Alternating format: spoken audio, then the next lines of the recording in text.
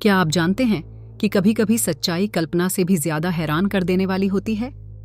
आज की हमारी कहानी ऐसे ही एक घटनाक्रम पर आधारित है जिसने इतिहास के पन्नों को चौंका दिया। ये कहानी है एक ऐसे शहर की जो एक ही रात में समुद्र की गोद में समा गया। सन 1755 पुर्तगाल का लिस्बन। ये शहर व्यापार, कला और संस्कृति का हृदय स्थल था। लेकिन फिर आया 8 नवंबर, ऑल सेंट्स डे। सुबह के समय जब लोग चर्च में प्रार्थना करने जा रहे थे, तभी पृथ्वी ने अचानक कांपना शुरू कर दिया। ऐसा भूकंप पहले कभी महसूस नहीं किया गया था। इस भूकंप के चलते शहर की अधिकांश इमारतें ढह गईं।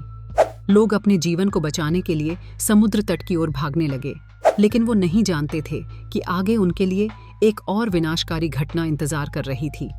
जब भूकंप का कंपन धीमा हुआ, तो लोगों ने देखा कि समुद्र का पानी तट से पीछे हट गया है।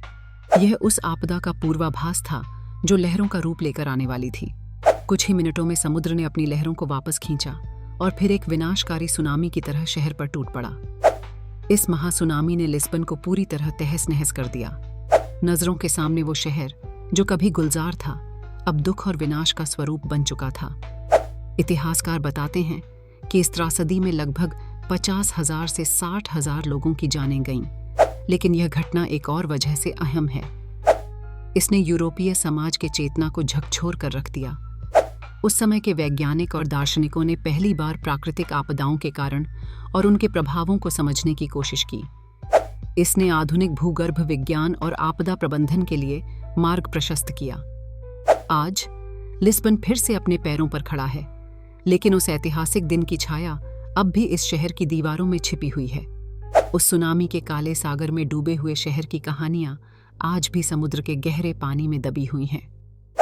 तो दोस्तों, क्या आप मानते हैं कि प्रकृति हमसे कहीं अधिक शक्तिशाली होती है? इस कहानी ने हमें यह याद दिलाया कि इतिहास सिर्फ किताबों में नहीं, बल्कि हमारी पृथ्वी की हर परत में बसा हुआ है।